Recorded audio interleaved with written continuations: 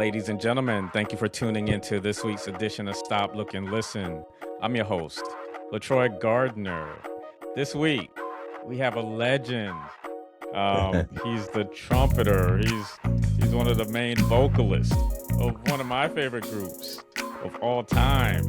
Um, they have hits like "Take Your Time," "Do It Right," "Tell Me If You Still Care," "Weekend Love," "Sands of Time," "The Finest," "No One's Gonna Love You," and I can go on and on and on. We got brother Abdul Rauf of Yes, the sir. S.O.S band. Welcome to the show, Yeah. sir. Thank you, Mr. How Garner. you Thank you feeling? so much. I'm great, man. If I can, I'm tolerating the pollen. The pollen kind of extremely high in my sinuses, so so I might be kind of in a monotone, but we're gonna make it through it. It's that time Oh of yeah, year.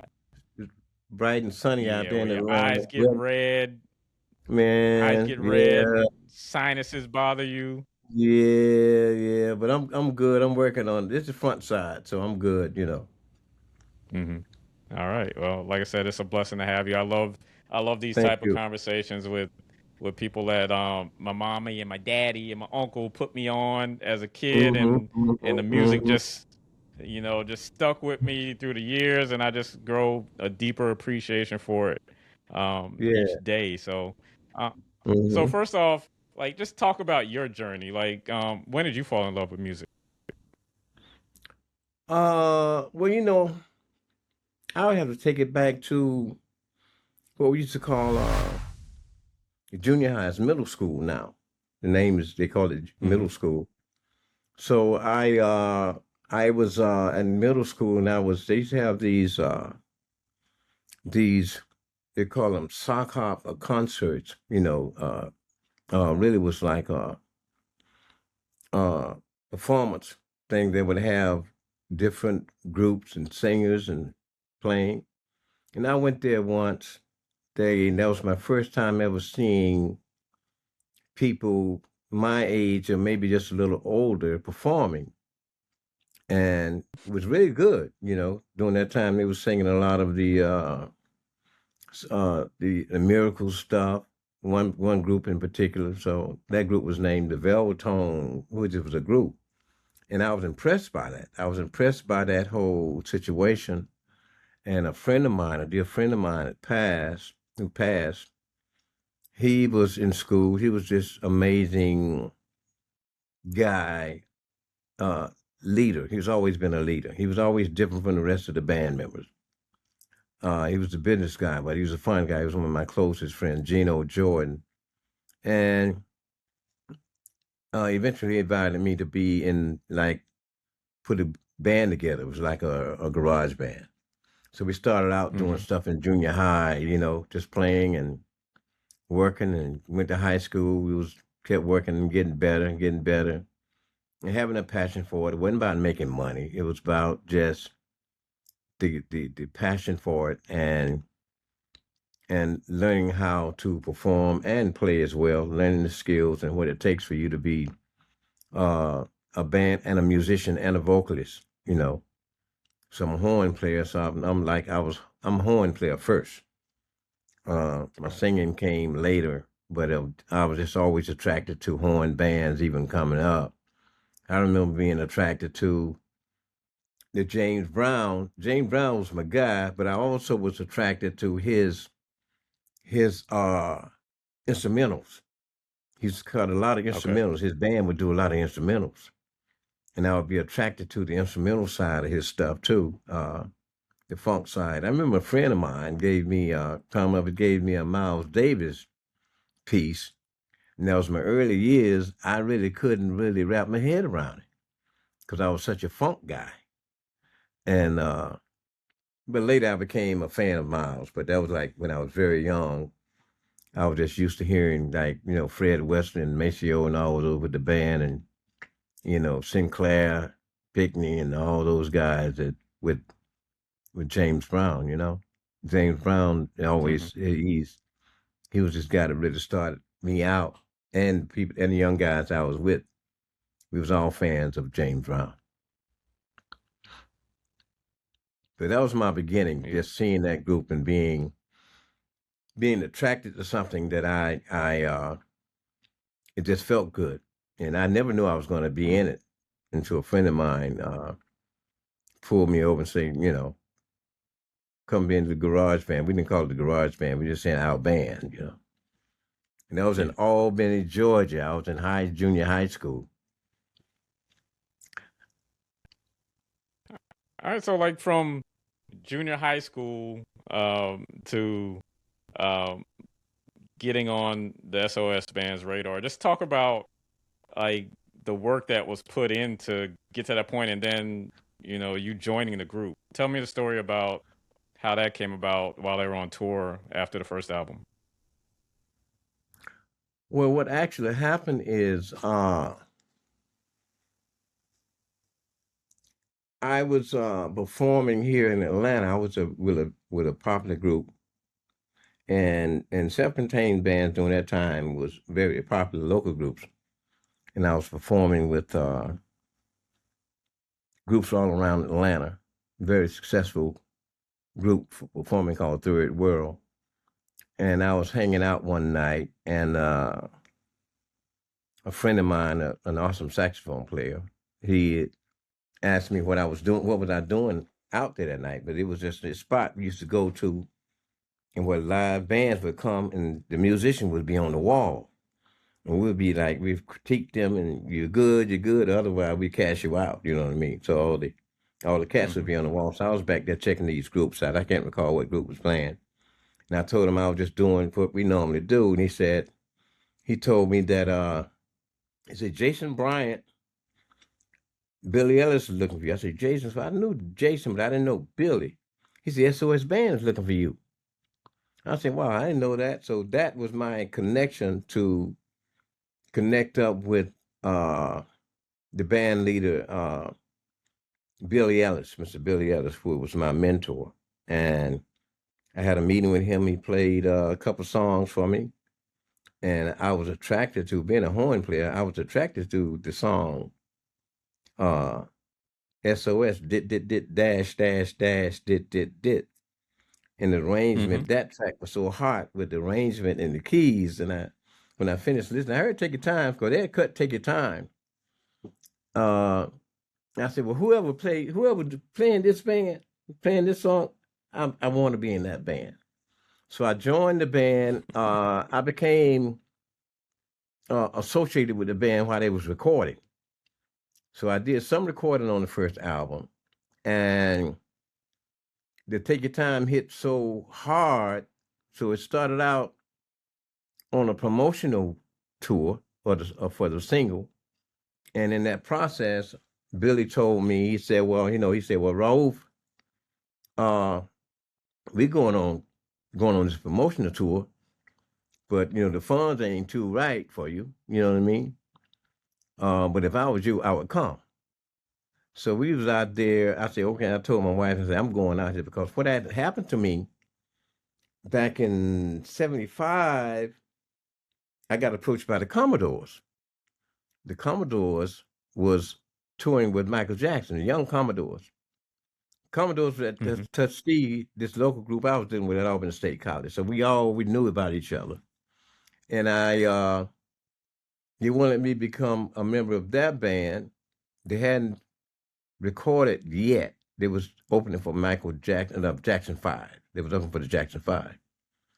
And it was a hard decision for me because I was the leader of the band. And I was trying to figure it out. It was hard for me to kind of wrap that around me and make that choice. And I decided not to go.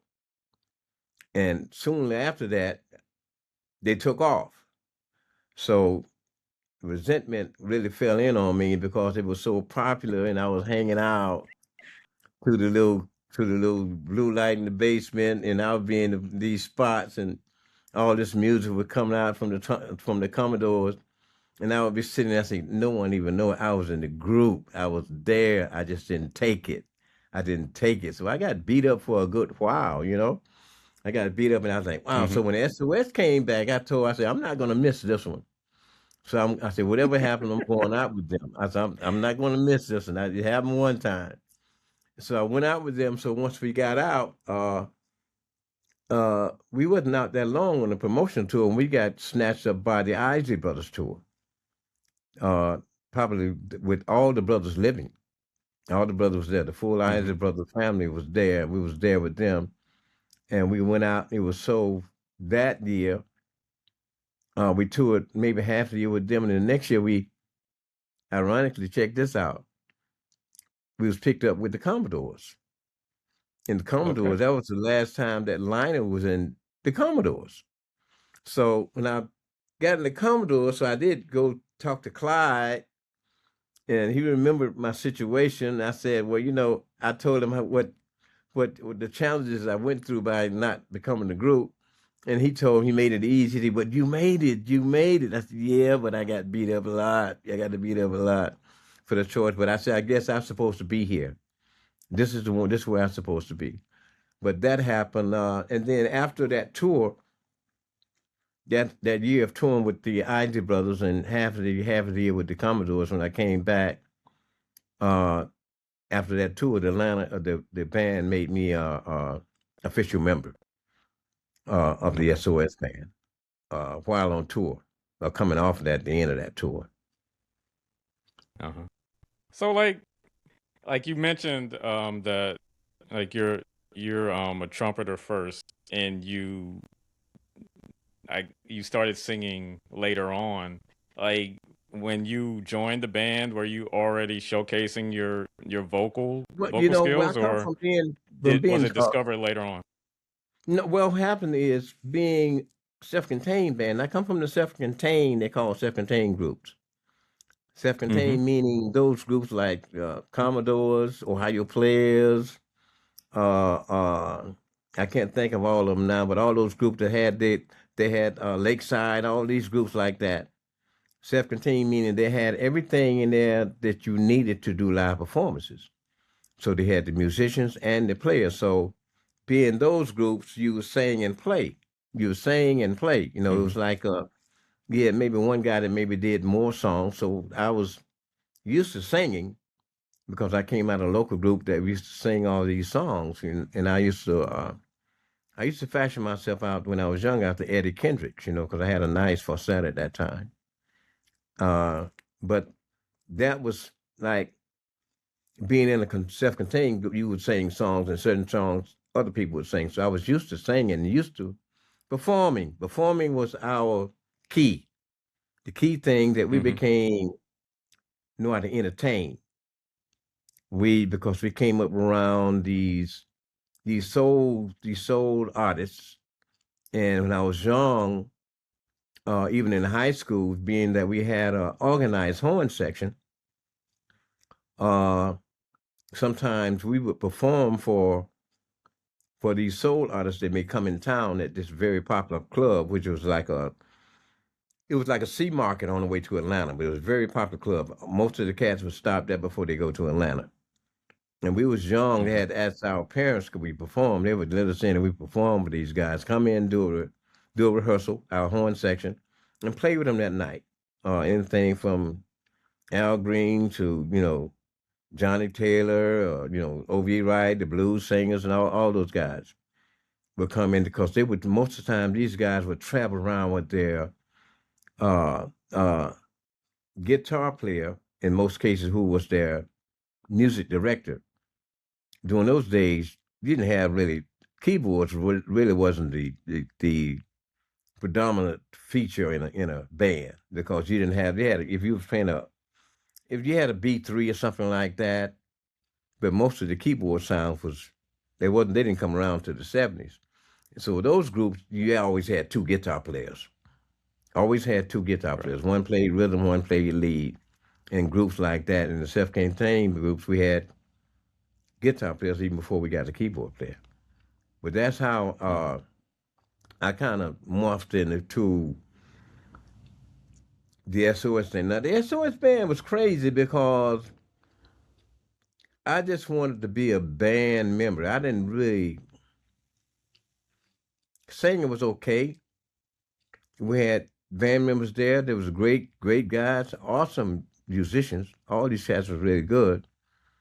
And I remember my mentor, Sagidi Abdullah, who produced Take Your Time, who was very close to the band. He became that guy that inspired us, that gave us, gave us our way to and how to become recording artists.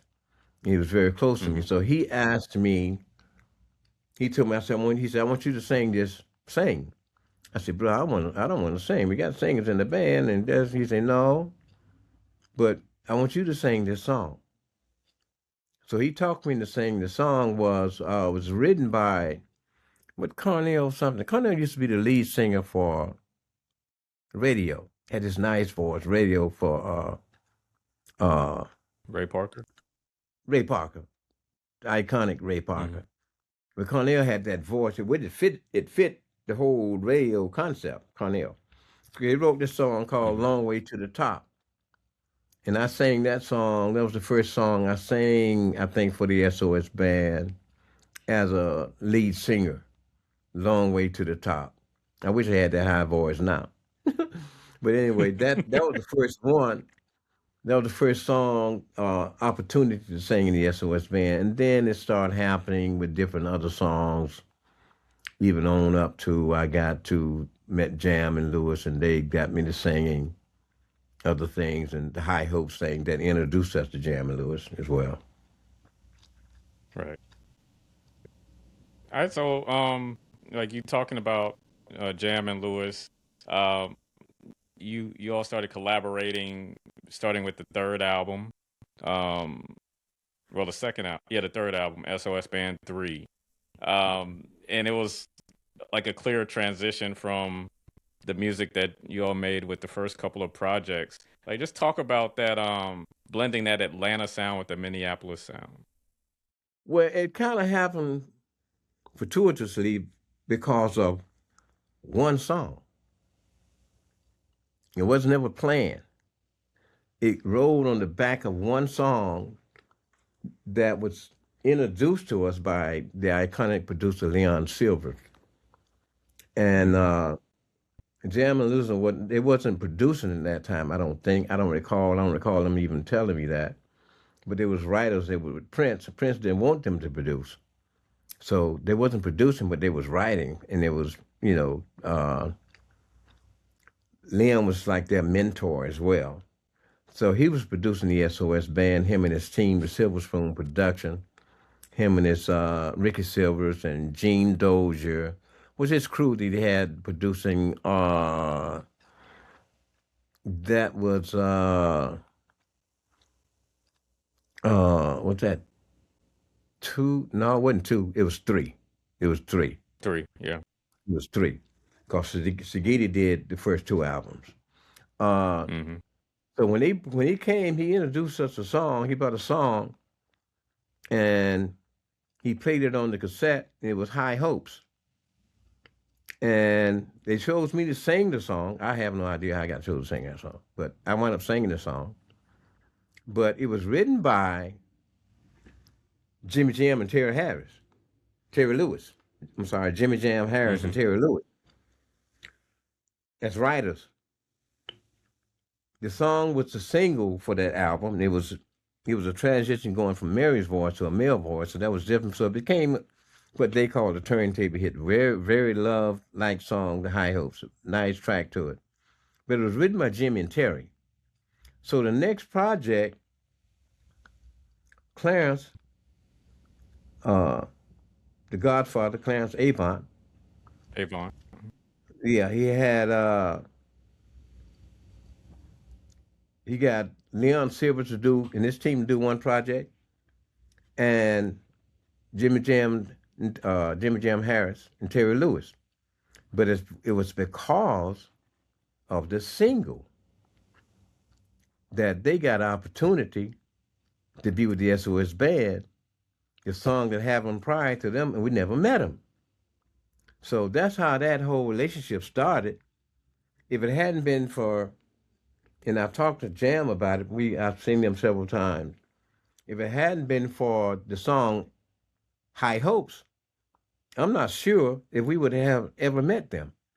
I'm not even sure because I don't know how their uh their their experience was going on, their journey was going on prior to that, where they was connected with clans or whatever, all those things. But the song High Hopes made change the trajectory of all of us. That song. It was that Mm-hmm. song. That's the key. That's the key to the S.O.S. band relationship with Jimmy Jam and Terry Harris. It may have been the key to Jimmy Jam and Terry Lewis relationship with Clarence Avant. So that next year, being that they wrote that song, he gave, and Clarence was always this guy. He gave them an opportunity to produce the S.O.S. band. So they came in. We didn't even know them. We had no idea. We was thinking it could have been somebody else. May have been because we got some other names that have been kicked around, chasing. Take your time and do it right. We were still chasing. Take your time, do it right. That was like chasing a Yeah. snake. You know what I mean? That take your time, do it right was a smash. It's still one of the biggest So like records to two be. album. So like two Excuse me. albums, you were trying to duplicate the success of Take Your Yes, Time, yeah, Do It yeah. Right. Excuse me. Go ahead. It's yeah, two. We had Do It Now was on there, but that Sagiti and the band, we had a problem with that because we had a problem doing that production with bad tape. It was shredding. So it made our release time late and it changed up the whole process of that project. Which that project had some nice stuff on it. S.O.S. band TOO. Had some nice stuff. Uh, Mm-hmm. but we still was trying to figure it out. High Hopes was good, but it still hadn't done what Take Your Time. So when they came back and started producing us, they came in with one or two tracks that they had done on for us demos. They played them, and Clarence got them to do one side, and Gene and his crew did the other side. So what was so crazy about that? I think on the side, if I recall clearly, there was only three songs on that side, maybe. That's Just Be Good to Me, For Your Love, and Tell Me. The people used to Mm-hmm. call it the side. So, but that was the whole thing was the Just to Be Good to Me. Now, see, the Just Be Good to Me, the sound was we had changed from them. We changed from being bass guitar driven and also from analog to digital. That was the sound that changed. We went to digital, which we kind of started on too. Wasn't successful with that, but the digital sound and bass synth sound that was really predominantly and featured in there with Jam and his vibe that he had. So they came in hungry, and that was like an amazing session. The first session we had with Jam and Lewis. I tell Jam and Terry, I say, well, we can do a podcast on that session because it got so many little stories in it, stories of between us all. That really kind of brought the whole idea together of the S.O.S. band's journey with Terry and them, Terry and Jimmy and the S.O.S. band and the members of the S.O.S. band as well, because they was attracted to us. And what he also did, if you listen to Just Be Good to Me, it has elements like Take Your Time. It just sounds different. It had Mm-hmm. melodic lines like Take Your Time. It had bells in it like Take Your Time. Take Your Time had a glockenspiel. Sakita, he was really a glockenspiel sign on Take Your Time. So it had those repeat things, had the chants thing, but it was aggressive funk rock kind of thing that changed us over with the aggressive sound of the bass synth that was using on the Oppenheim that he did on those funk things. And I think Jam, and I told him myself, I said, you changed the whole culture of how cats would play bass synth. He freed them up because it wasn't just a regular bass part. He gave them more swag and synth playing. It was accepted, but to me, he was one of the first one to do it. And it Uh, started out with the S.O.S. band because they were just geeked out on that. yeah, because Just Be Good to Me is like their first hit as producers, from what I read. So like, you all started something that has a snowball effect. I mean, because Janet, New Edition, Mm-hmm. Bobby, Johnny Gill, Mm-hmm. um, Human League. Mm-hmm. It's just a Yeah. long list of artists that They got they've. about 20 number one hits. But Jam tells you, he would tell you now, because of that, an opportunity, they wasn't producing. That got them fired from Prince. It was a we got it was a photo that was shot for Vibe. I was out that day. I think I had strained my back. It was a NAM show in town. And I went to the NAM show and I picked up a anvil case and I pulled my back out. So they came in and did a photo of the recording session with Jam and Gene Dozier. And Jam was telling me that when that Vibe came out, they would always try to throw it away. They didn't want Prince to see it. But he saw it eventually, and that's how he knew that there was recording the S.O.S. band. Because what they had done, they was on tour. They was on tour with Time, and they slipped away Mhm. to come to Atlanta to start recording. And one of those times coming them back, it just so happened snowed in Atlanta, and they couldn't fly out. So by they couldn't fly out, they missed a date.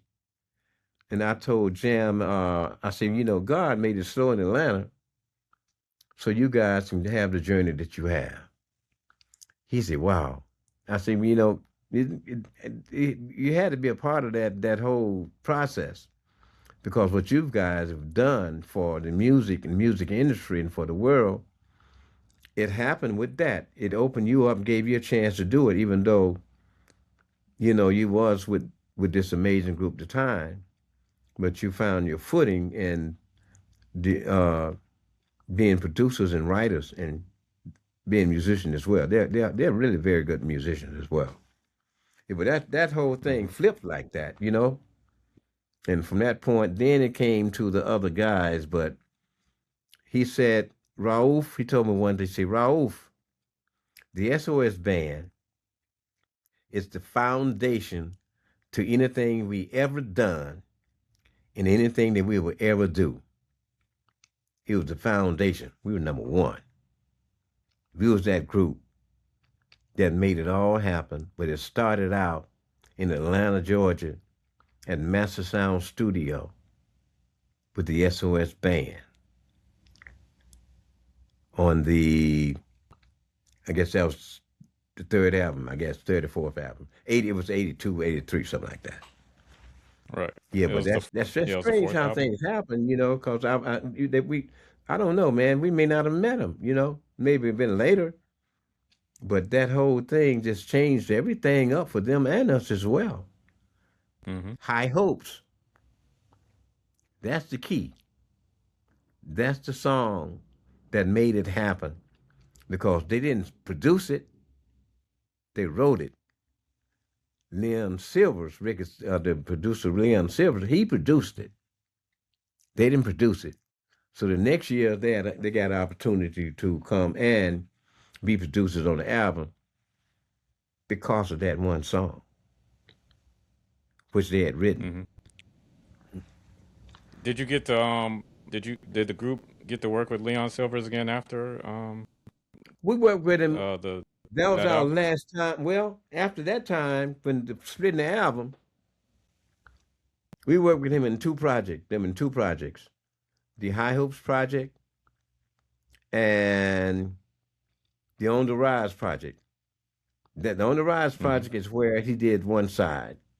And mostly that was, I think, that was his team, Gene Dozier and Ricky Silvers and somebody else maybe. But Jam and Lewis did one side. So after that, it became departed for Jam and Lewis. Mhm. So we didn't Just work talk with him. about uh-huh. Just talk about the chemistry, like when you're sharing vocals with Mary. Like, Tell Me If You Still Care, um, is one of my favorite songs of all time. Um, like just the chemistry between you two. and how Jam and Lewis, brought the audio landscape together as well. Well, that was one of the songs when we met them. They brought in, and initially it wasn't there because I think from listening to Terry, they kind of Terry told me they finished that song, Tell Me, flying to Atlanta. So when they came to Atlanta, they had a cassette and they played the track to Tell Me If You Still Care. And to me, that was one of the most amazing tracks I'd heard. It had everything in it. It had a slight Isley bass feel when you first heard it, how Isley would do their slow songs, for its bass synth sound.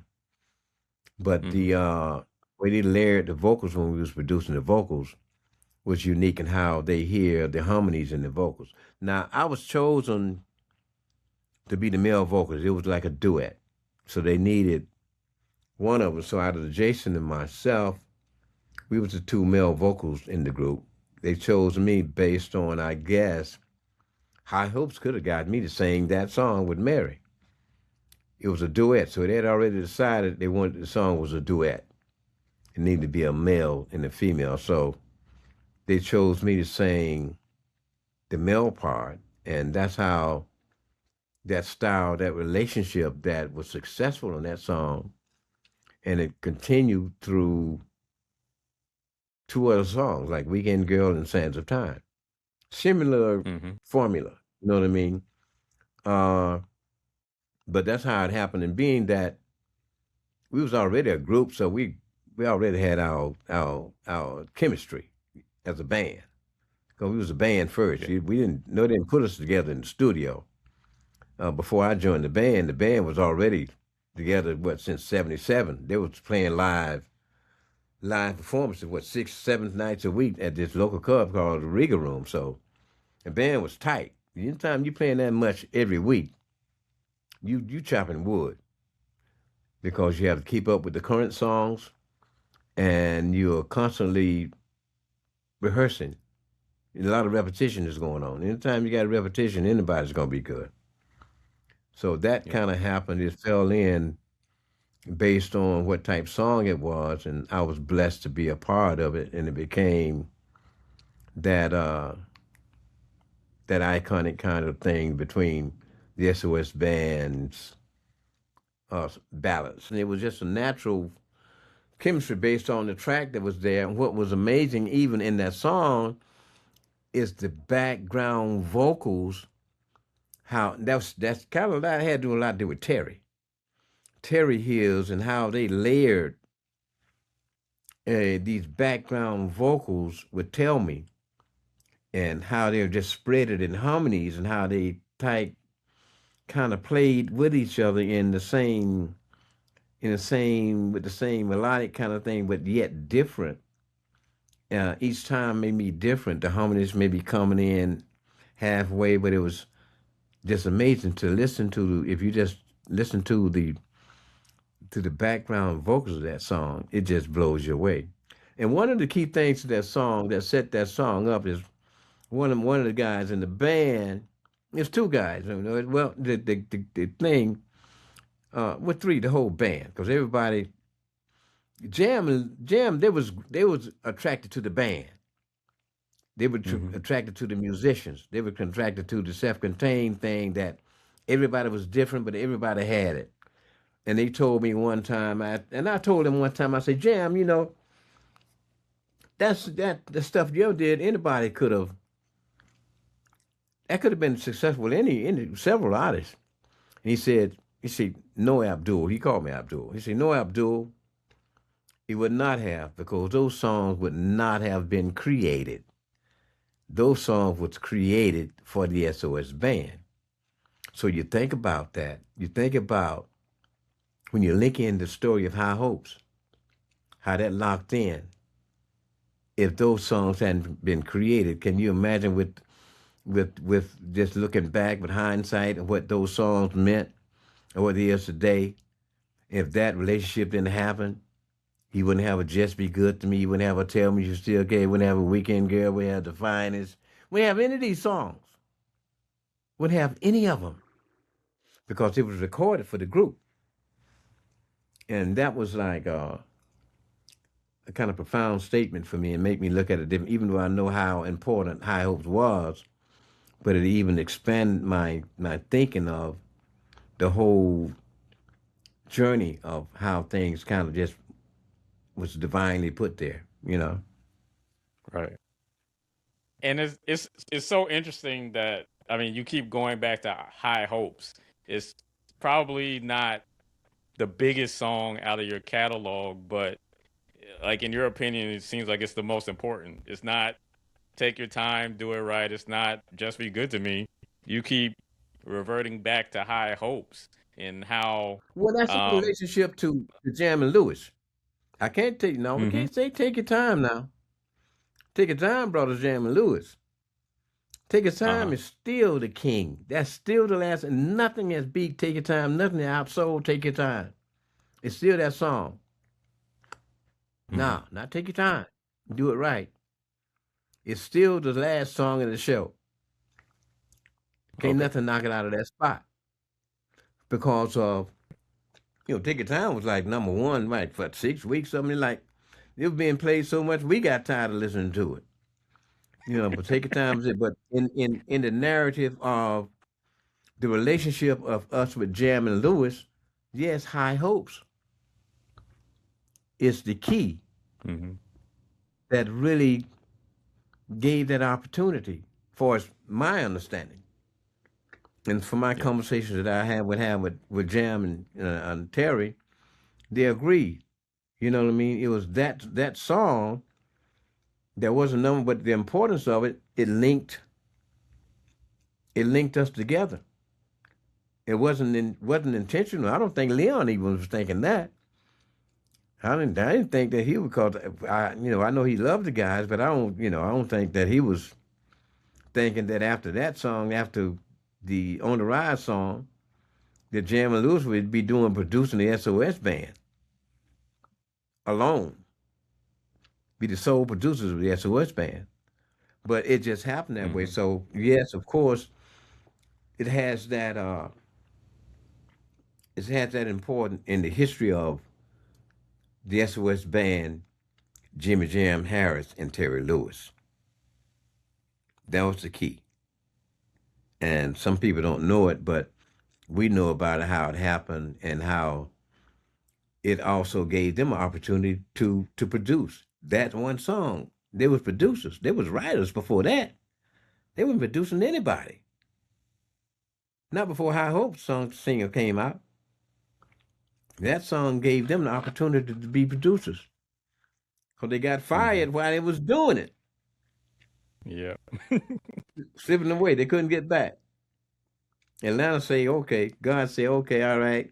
I see what you guys, just keep you guys, because y'all need to be doing this on your own. And then we would laugh about it. All right. Like let's It go was to the thing to see, I tell you. 84. Just the way you like it and no one's gonna love you and Weekend Girl. Um like you said, Weekend Girl was like you and Mary again, similar to Tell Me If You Still Care. But like we do a show called A Bedroom. We're always playing Weekend Girl. Just talk about the significance of it. Oh, that's that lady song.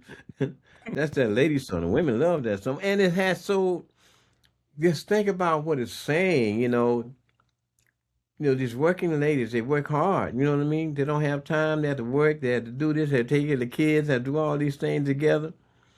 Yeah. She don't have time to do it.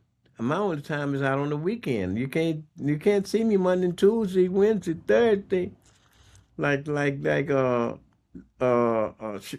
said Monday, Tuesday, Wednesday, Thursday, Friday, Saturday. No. So it wasn't that. It wasn't that. Excuse me. It wasn't that. This pollen's got me. This pollen's whooping me down. I'm better today, but I was in a bad shape about 3 days ago. Nah, nah, we Hmm. good. We good. We love you, and we know that. Yeah, it's Hmm. pollen season, so well, Woo. take your time. Yeah, Take your but time. that was it. And Weekend Girl just came that way. It was just one of these songs. I remember because that time Terry and them was doing stuff and they had got their own studio, so they wasn't spending a whole lot of time like they did on the first project. They would come down to do the vocals and finish some of that stuff in Minneapolis. And I remember telling Terry when he was taking me in the studio, I said, "Man, I don't want to sing that song, man." I say, he said, "Man, go." I said, "Man, I got like a little, I got some issues vocally. I'm kind of hoarse and something." He said, "No, go on in there. That's what I want. That's what I want, Ralph. Go in there." So he made me go in anyway. And I had some second thoughts about it because I wasn't as clear as I thought I'd normally be because I was dealing with vocal issues. I don't know what it was like. I was dealing with some type of lymph nodes or problems on my vocal cord or what. But I was concerned enough to say, dude, I want to wait if I got to do it. And he kicked my butt, sent me on in there, and it turned out to be pretty good. Dr. Todd McLean provides periodontal and dental implant services in 2 convenient locations. They offer over a decade of experience treating patients, and appointments can even be scheduled in the evenings, weekends, or early mornings. Give them a call in Chapel Hill at 919-537-9774 or in Durham at 919-484-8338 or visit them online at gumsandimplants.org. Did you feel like at that point the group was like firmly entrenched, as hit makers, like, 5, 6 albums deep at the time? There's always a hit record. Like, did you feel like the group was getting its just due, or like where were y'all at mentally in 1984, 85?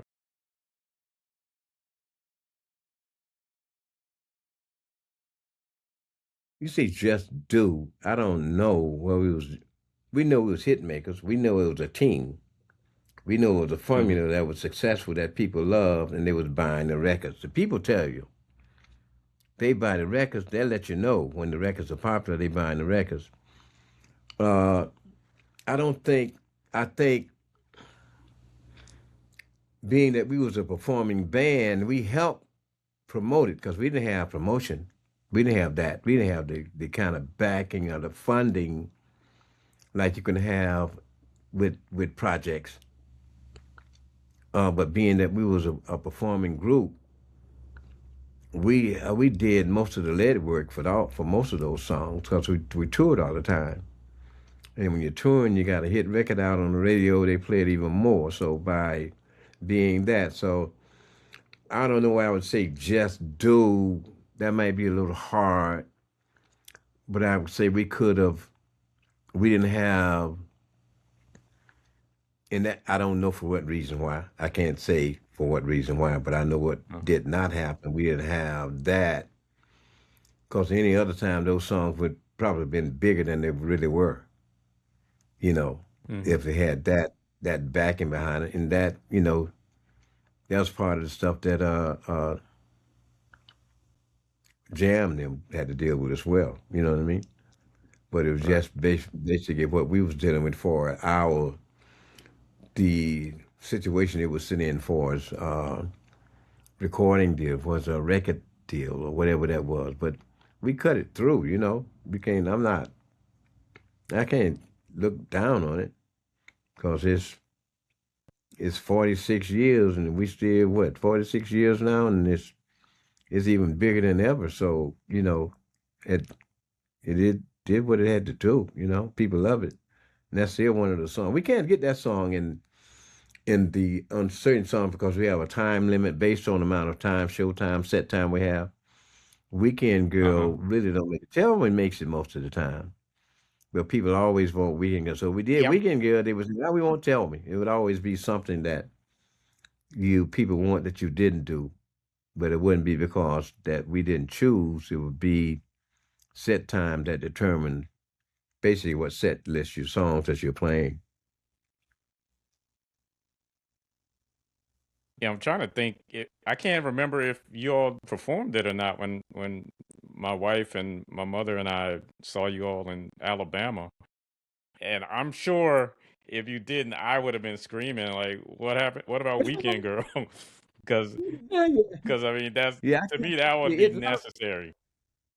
yeah, a lot of times it don't make the set unless it's like if it's a 60-minute show, 75-minute show, it's in there. But if it's like 45 minutes or less, it won't make that set.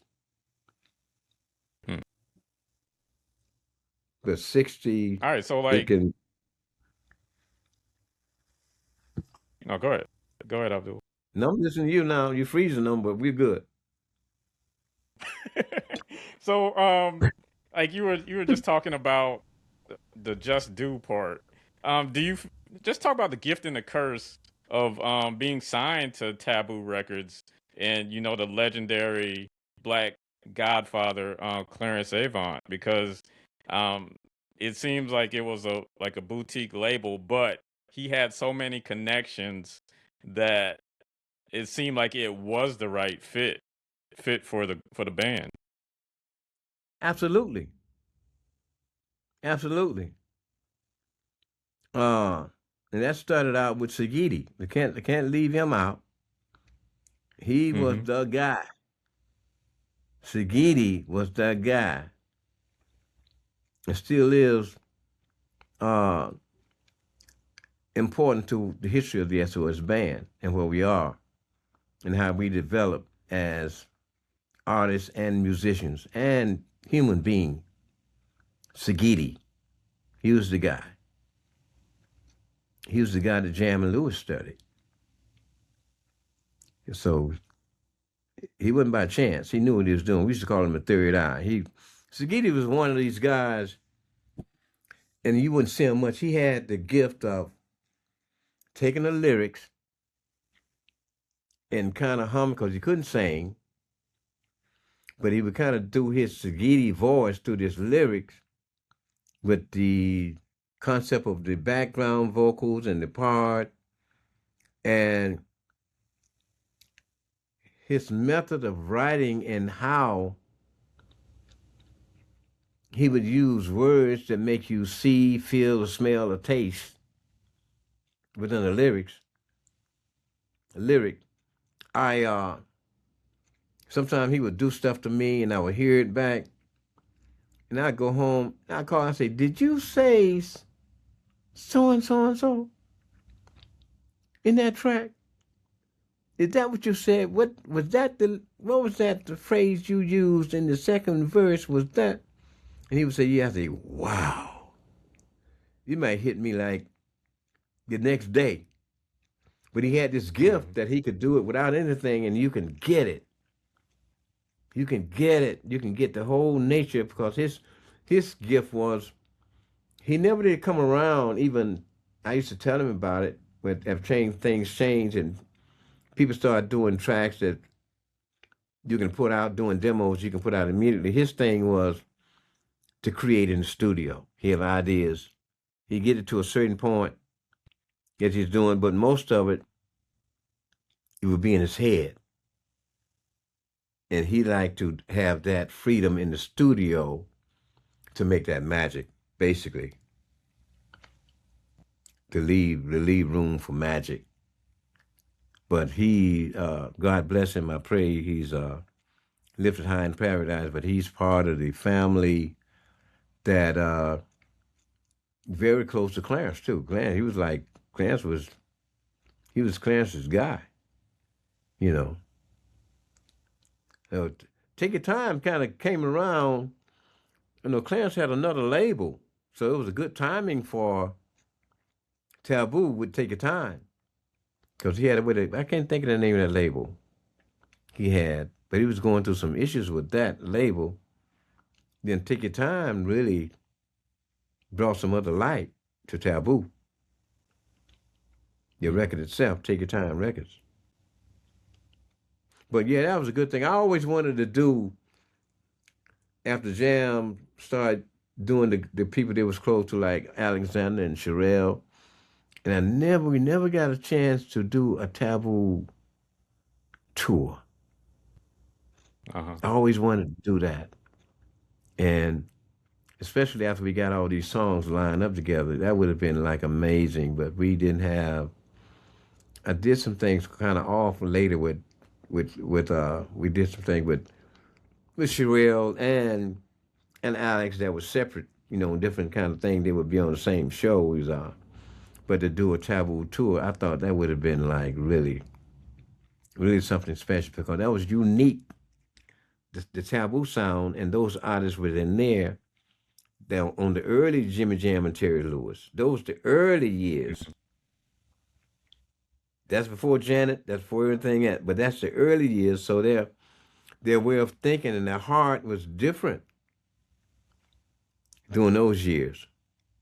And even when you listen to those tracks that came out of the Tabu tracks, it all fits like it's like just kind of merged together. It works together. Yeah. So whose idea was it to get Alex on The Finest?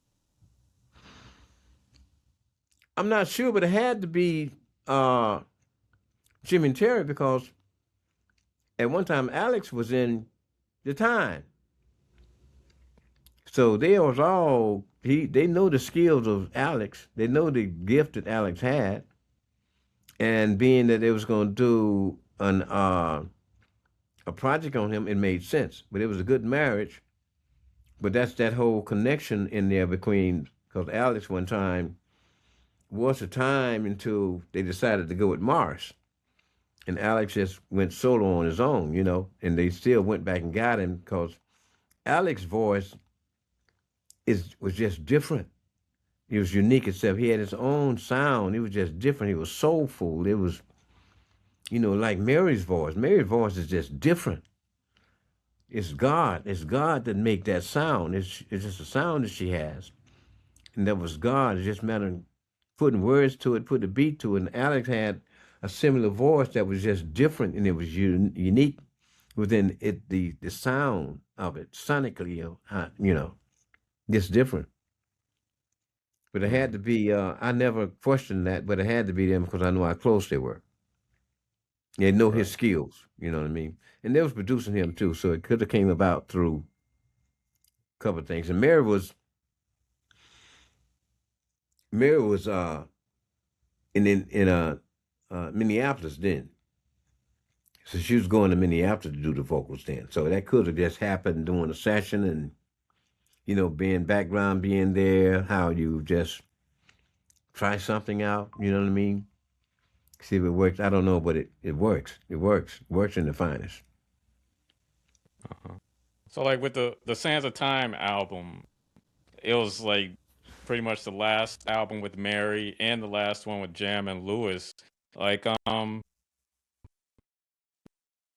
did you feel like that sound that like you two working together, the group and Jam and Lewis, that sound had run its course and it was time for a change, or was it something that just You organically breaking up happened? on I'm trying to read you breaking up on me a little bit, so Oh, I'm okay. not getting it So I like I was saying, should. okay. So I was saying the Sands of Time album, that was the last one with Mary as the lead singer and the last one that Jam and Lewis produced the bulk of the project. Was that a point where you felt like the sound had run its course as far as the collaboration between the band and the production team, or it was just something that happened organically? No, what happened on that project? What happened after that? You have to remember, Mary went solo.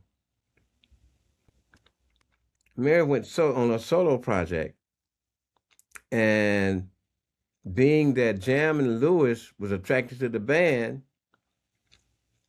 they didn't produce Mary, nor did they produce the band. They didn't think it was the same. Either way, whether it was Mary alone or with the band. So after that, that's what happened basically into that. I think it had a lot to do with it. For my intake on it, when she went solo, that changed the group up.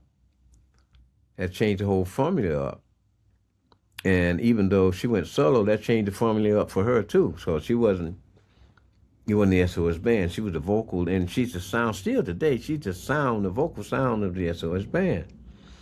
How far her solo project went, I'm not sure.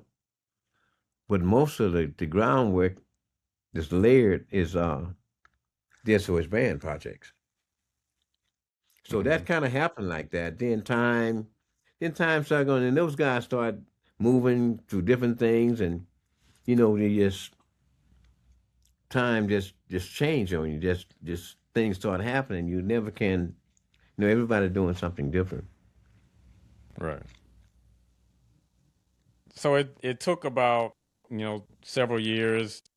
The band continued to release projects. Like you said, Mary released a few solo projects, but then you reunited.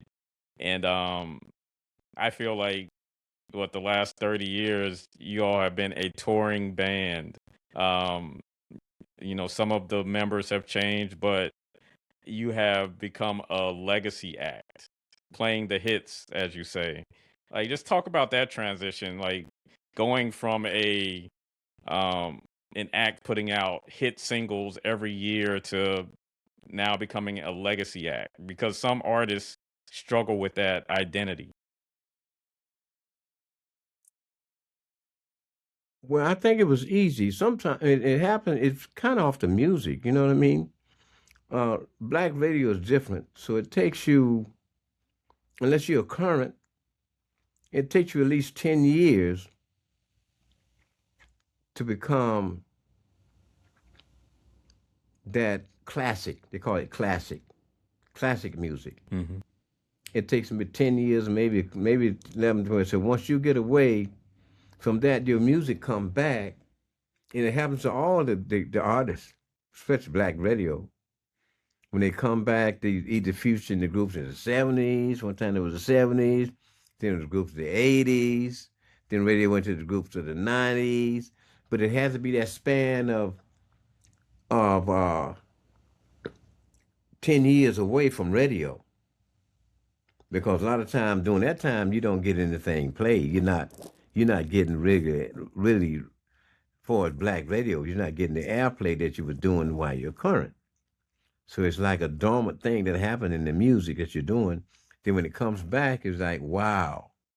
So being that way, it wasn't hard for us because performing is what we've been doing all our life. So it wasn't like, oh, we got to do this. No. We're just finding out now it's bigger because people have made the music. They made us that. They made us the legacy. They chose for us to be that. They chose it's about the music and it's about the fans. They determine who you are, where you sit in the journey of music, and for us, what you put in as an artist. They make that decision, and they choose these songs. They choose these songs, which become like a soundtrack of their lives, and what happened through the years. So it's more so. It's always the people, man. It's always the people. We cut, we record, but the people make it hits. The fans. Mm-hmm. And from that, us performing is just what we do. We didn't have to, just things were different. We didn't do it. We just doing what we've been doing. It just was different in the way it was perceived, through fans. We missed it, just like be gone for a while, and, oh, it's back. Then you have generations of that, so it comes out to be, it's still the fans has just as much a part of the role in the success of it as what we're doing. The music is there, but they choose to make it a hit. They choose it. They choose to like it, and based on what type of music you're playing, So it wasn't hard for us to do that. Just gig, man. We've been gigging. We've been gigging all along. We were gigging when we had no record deal. Right. So how to perform? And it's not a problem. Do you feel like that's the best part? Is What? just hitting the stage? You like that more than recording or like doing media? Is just gigging out? They all have their importance. You know what I mean? Uh, Hmm. Media, you get a chance to explain and talk yourself and listen to and get and learn things through media. You know what I mean? And give information that people may or may not know. You know what I mean? That you know about. And but performing is, you know, it's nothing like performing that you get up in front of those thousands of people and and they give it to you and you the love they just transcend between what you going back and forward. They make you do something that you might not ever thought you'd do. Maybe just happen only one night. So the performance and the recording is a gift because of what it allows you to do as an artist to be able to invent or to experience and do what you love to do, just to create on the creative end and to just like just paint a picture. You know what I mean? Just doing it lyrically or vocally, musically. And you create these things, and that's just part of the whole uh, role of being an artist. Once you become an artist, you have to perform, you have to record, you have to do all these things, you have to do interviews. It's just a part of it, you know, because people want to hear Hmm. what you got to say. They want to see you, when you know. So all of it, I love it all. Now, me personally, it has a place for me in my experience. You know, my life journey experience has a place. It all has a place. Like in this spot here, Right. we did some things. I got some stuff that we've been doing that I'm so excited to do that I want to do. That's coming. Like what? Ah, you might be the first one. So, you know, I have an additional Mary. Mary's still my partner. She still has a lot to do with decisions I make, and we talk a lot. Even though she retired, she gave me the thing to retire, and she's doing some things now for herself. And I decided not to. I said, well, even I have some extremely gifted females in the band. I didn't want to. I didn't think it would be fair to the group, or be fair to the brand, or be fair to them to even try to do an SOS band project. So I have a project that I was working on with some people that's a side project, and but it's SOS like, but it's not the SOS band. The SOS band is Hmm. being featured on this project. So we are talking, me and my team, we got a release coming out pretty soon. And we're gonna make sure you get it because you're gonna get blown away by this single. Okay. And it's Okay. called the project is called TYTX, and it's featuring SOS Band and other artists that we have in Atlanta that I've been working with here in Atlanta. And a lot of it was done in this spot right here. The lighting was some was done in this spot. That I've done a lot of work in this spot, even back in the day when I was blessed to do a project for Hidden Beach. I did Hmm. here. I did a project for Hidden Beach 5.0. It was like a crunk jazz, down south like tracks. Uh, the College Park project. So some of that came out of just doing hidden beach, kind of jazz funk thing that it was doing flips on popular songs. Yeah, because I mean, yeah, you said you're at Collie Park's studio. Is it the same Collie Park that worked with Yin Yang Twins and Yeah, that's some of right. the That's other right. artists in the early 2000s? Yeah, that's right. Right. Okay. All Yeah. right. See. So I'm very close to So how do you Smooth. feel? Go ahead. Go ahead. Oh, so I was just going to ask you, like, what's your thoughts on, sampling and, artists, you know, putting their twist on your classics? I think it's cool. Sometimes the lyrics I'm not, I don't have, but I understand. Mm-hmm. I understand their take on lyrics. I understand that it really wasn't all of them, because the industry is what back in the day that allows you to say certain things you can say. Some things we had to make you feel, that make you think. But everything's like now from videos and whatever, but they created something and it keeps its respect to the music. You know what I mean?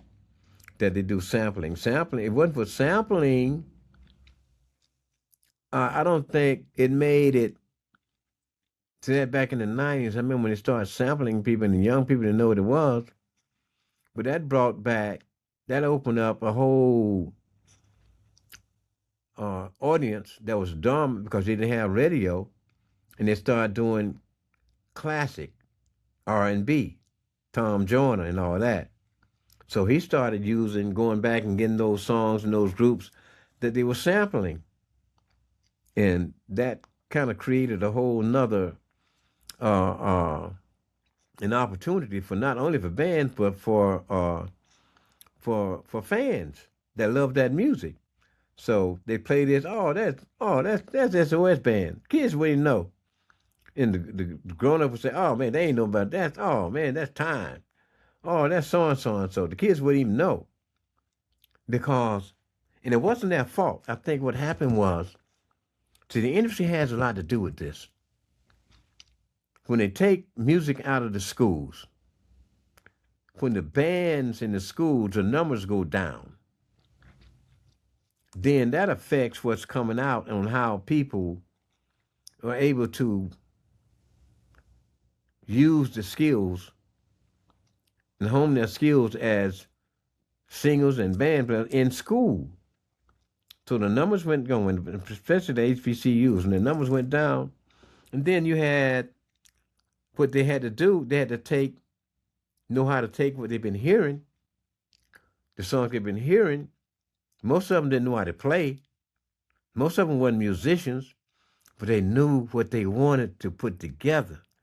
And it became technical. So they made a viable way of being successful with what they was given. I come up playing. I come up playing in high school and bands and all that. We had art appreciation, all that kind of stuff. But that was taken away from kids. They didn't know how to play an instrument because that was taken out. It's back now. You see the numbers up in marching bands. You see the numbers up in HBCUs. The numbers are high. But that is like the farm school for musicians. You know, Bruno Mars horn section basically come from, I think they still come from Atlanta. HBCU, his horn section. So you get all these cats that's playing, but they come out of an environment that allow them to tone in and develop their craft through schools. And then you take that and you become these writers, these producers, you know. So you can't blame it all on them. And you can't even blame it all on them what they're saying, because it's the industry that allows that to happen. And sometimes they promote it. But the craziest thing, like, it only happened to our music. It only happened to our culture. It only happened to that it's okay for us to say things like that to our culture, to our women. You know what I mean? So that's my take on it. You know, and I'm unapologetic about that. I've seen it enough. I've been in it enough to know how things move. I'm good. And I'm old enough to say what I feel. that's important, and that's Yeah. important to hear. Yeah. So, You can only play the hand you you're dealt. mentioned, right? You mentioned that Mary retired, but I still see that she makes sporadic appearances. So it's like an emeritus type role in like how she champions Marlene and Kayla. Um, like, what's your thoughts on retirement? Is that something that you will ever do, or are you gonna do it to death like James Brown I would don't say? know until that time come. Right now, I'm good. I don't know, and she didn't know either. You don't Uh-huh. never know. You can think be one way, then 2 years like, oh, and you miss the fan. It's about the fan. It's about what you get from people. It's about the Mm-hmm. human side. So you're a gift to do this, and you got the human side that you connect with human beings, and you make them feel happy. They make you feel happy. So Mary's thing was we sometimes we play Atlanta. She wouldn't do it, but I would talk to her and say, "Well, won't you come do?" Because she helped me chose these girls. When she got out, I said, "Mary, I'm doing so and so. I'm gonna get 3 singers, something." So I had a vocal audition, females, about 30, to try to find. It was a daunting challenge, really. You try to see where we was going, see where I was going to go with it, and divine guidance, God helped me with it. And Mary's always been that ear to carry on because she told me to carry on. She had planned on retiring for a long time, and she would go on. She knew I didn't want her to go. She even told me, she said, "I know you didn't want me." I said, "No, I don't want you, but just, hey, what am I gonna do? I don't know what I'm gonna do. I got to figure it out. I got to see how I'm gonna get down the road. Now I got to get a whole nother route. This road is not working anymore. I got to get a new road." But God's Mm-hmm. mercy, and as long as you stay true to yourself and you try to be the right person, you try to be patient with, you call it endurance, patient, perseverance, consistency, and you stay about being the right human being, stand for right, denounce wrong, try to be the right example, and stay on your journey. And as long as I have a passion for it and God give me the strength, I'm good. Music don't stop. They ain't gonna stop liking it. We just have to Mm-hmm. find new ways to make it interesting, to be appealing to people, whether it's visual or it's audio. Right. All right. So, like, before we wrap, quick question: like, what's your favorite song in the catalog to perform? Man, that's hard because I like them all, bro. They got all. I can't even. If I had to choose one, it would be because the one that kicked it off that made it all happen. I have to give the respect to take your time, do it right. Because what it Uh-huh. means in the narrative of what the S.O.S band is all about. The record deal, the first opportunity, one of the biggest records we have in town, and still it's that song that made us that name, the brand. But all these songs has a certain feel. They're exciting to perform live. We have cats that play in other bands that want to play in our band because of the sound, the songs. They just love the Mm-hmm. songs. They like perform the song. I know we did a thing with some years ago. We called United We Funk, where all these groups put together. S.O.S band, the Dad's band, Confunction, Lakeside, not Lakeside, but Barcades, Gap Band, Charlie Wilson. Cameo. Cameo Cameo. wasn't in it. Because Cameo wasn't in it. because It was like the one concert group, I one. saw, Cameo was No, that wasn't in the United We Funk. I tell you who was in it okay. first, but he got killed. Roger was in it because they did a single with him. Wow. Roger was supposed to be in it, but he got killed. And then the next headline out of it was going to be Rick James. He was supposed to be in it, but his health didn't hold up. So that's how kind Mm-hmm. of Charlie got involved to be that headline that to go on with these other 5 acts. But that was one of the most amazing things I've done in my life. They have all these groups. It was one band. We kind of kicked that whole idea off. One band that was Bobby Harris and Marlon McLean with this independent label that took a bite on all these groups, and we went on tour. And it was just one group hit after hit, no set change, nothing. But these groups just coming back to back. I remember the first rehearsal we went. I was blown away to see people walk in. See these artists walk in. We was going to have our rehearsal. They put this thing together. So just to see that effect, what was happening was like blew me away. I thought, oh, this is gonna be special. So Tom Joyner got behind and helped supported that whole thing. Mm. Yeah, because you've been doing his cruise for years and the Soul Train Yeah, cruise, and yeah, like you been said, doing still that. touring to this day. Yeah, it's still doing. Like Yeah, yeah, so like you mentioned other band members from other groups wishing they could be a part of the SOS band. no, I What do wouldn't you say feel is wishing. No, I wouldn't say that. or I just say they like performing with us. They like performing our songs. I don't know what uh-huh. they wish. I'm not going to say Okay. that now, but I know they like performing our songs. And even when we did the group together, our songs, people would like performing our songs. Like people like performing Gap Band songs. You know what I mean?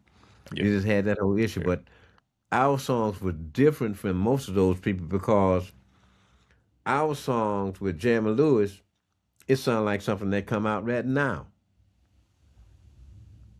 sonically. You know how records are recorded. It's still like today where they put Hmm. things and how records are right now. You can play something current and you can play one of our songs, when especially the stuff that was done after analog, it still swing. It still, still hit the level. Yeah. So I was gonna ask that because um I've read a book by a friend, Amani Roberts. He wrote a book called The Quiet Storm, and he's focusing on like what happened to R&B bands and groups, and whether it's dead or not. And we're in the process of putting together like a top 100 R&B bands groups. Of course, you all are in it. You're pretty high on my list. Like, what's your thoughts on that? Is it tied to what you said earlier about the lack of resources? In the 90s,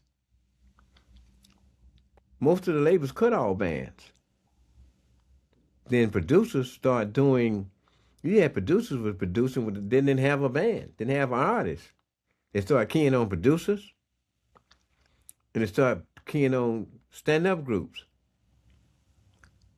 And in the 90s, most of all the R&B group self-contained groups band wasn't getting radio because it was dropped. So that would have happened if you're not getting radio. And you take radio, especially during that time. That was before what we are right now. It's a different thing now. That kind of takes you out of the market, takes you to separate you from your fan base and give them something. So it wasn't that. It was there, but the industry went another way. They went another way. They went to groups, stand-up groups. And the only thing that happened, it was a crazy thing that happened out of that in the 90s. And these guys, Jam and Lewis was the one, unless you're going to Europe, because Europe didn't let it go. London didn't let it go. They didn't let bands go.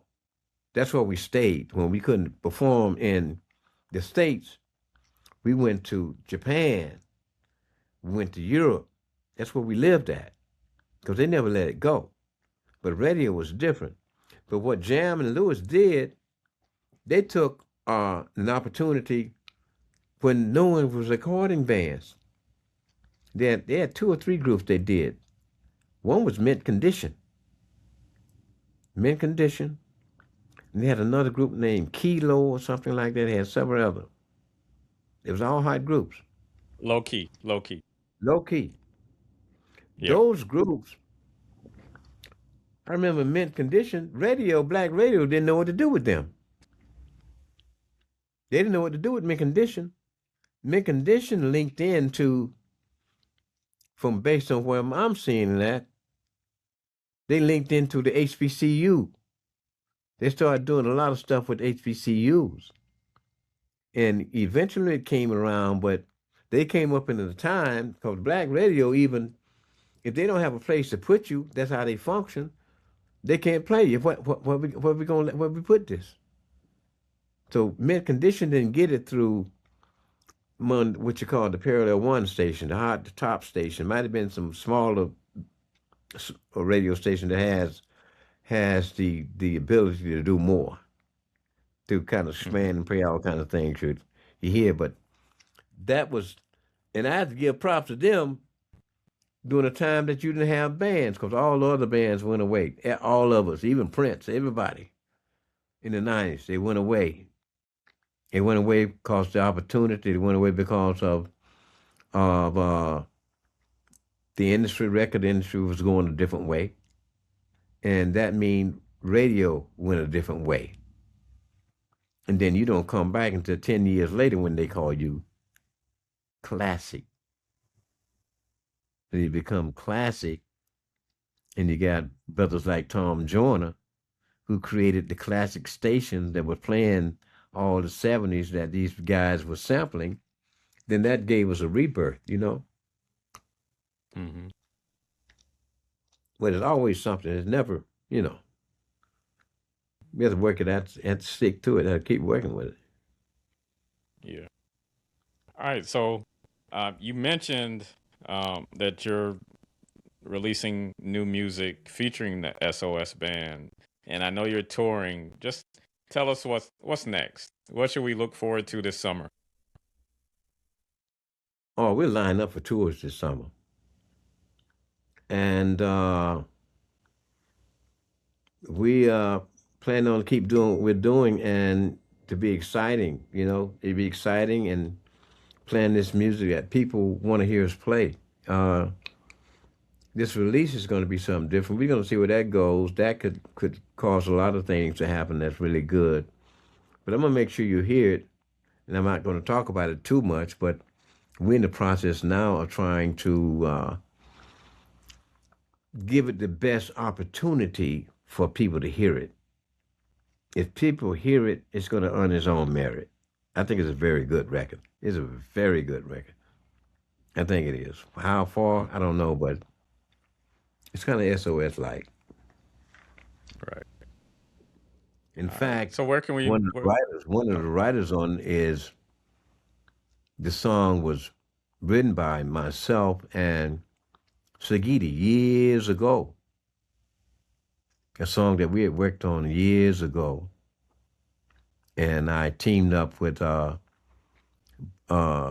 producer friend of mine, Wiley Morris, and we took on the project for this song and several other songs. This song became, out of the group of songs that the first song we're gonna move on. Mm-hmm. But I got you. All right. So, yep, I'm looking forward to it. Like I said, your team has been great. Like, just making sure that this conversation happened, for one, and Yeah. I appreciate Marlon and the rest of the team for Yeah, putting this incredible. together. I couldn't do it without those guys. They're incredible. I was blessed to have to put this team together. And matter of fact, I got a meeting now. They go now to meet one of the other guys. But they're my support system. They're, along with God, they're my strength to go through it. They support me. They inspire me, because they all bought in on it, and what we're doing, what the group is doing, the concept, and they're very good at what they do. Smart guys, right thinking, very smart. They're smarter than me. I'm like, hey, I'm not the one. I just know. I'm just in You the just room. make hits. I'm just in the room, bro. But I'm great, man. Marlon is he's sharp. He's there. And Derek is sharp, and I see Carl. I'm going to see Carl in a moment. He's the attorney in the management company. But I've been knowing him for years. Matter of fact, he the one cut that deal for me and gave me the idea. It was him gave me the idea. Raouf, you need to do some crunk jazz. And I started doing some crunk jazz, and I've been doing it for a while. Then Hidden Beach called, and it became the project. In fact, let me see, can I turn that? See that? See that right there? That project right there? See that on the Mm-hmm. wall? That right Yeah. there. That's it. Mm-hmm. That project right there. Some of it was done in here with some of the what you call it, the crunk artists. No one was doing that, but it was part of that whole team. Like, and I teamed up with Smurf and started doing other things. So I started listening to a lot of rap. I started listening to them. So it's music to me. I don't have to say what you're saying. I understand why you're saying it. I understand the reason you're saying it. I understand the reason how you started saying it. I get it. I get it. I don't have to agree with it, but I get it. I know the difficulties, the challenges that you have, and what these people will turn you into if you don't have the backbone. You stand up and try to know, well, no, I'm not going to do that, because they get you at a vulnerable point. You just want to be successful in your families and all that. Yeah. So, Abdul, this has been truly an honor. Like you said, 47 years in the game, the sounds of success is stronger than Mm-hmm. ever. I Mm-hmm. love the fact that, um, like you're carry on the legacy. Mary is still a part of it, giving her blessing, and the relationship with Jam and Lewis. Like I heard a recent Breakfast Club interview that they did, and how they were, just talking about, um, those early days, and how pivotal of a role that you played in that duo's monumental success. So, Mm-hmm. like I'm a supporter. Like I said, I've checked you out live, and I'll continue to do my part as well. You go to the website, the SOSband.com. Go to their Instagram, the real SOS band. Just Had stay in that touch, catch a show, Facebook page, get the we new music, yeah. Facebook. Yeah, Be it'll on be the on lookout for the Facebook. new music. Mm-hmm. Okay. On the real All right. SOS So, Band Facebook page, it'll be there. This will be there. We're gonna use that. okay. But thank you All so right. much. Thank you for even thinking of us, man. Oh, Thank you for thinking of us, like cause nobody had to think you're my about you. childhood. You're my childhood. Like it's right here, Ah, right here. ah. Back to you. Back to you. And thank you, All right. Thank All Unc right. and So, Auntie and Mom and Dad for getting down with us. mhm. We thank you, because you're amazing. I appreciate that. All right. So, for Stop, Look, and Listen, I'm your host, LeTroy Gardner. See you next week. Peace and There you blessings. go. There you go. Thanks, bro.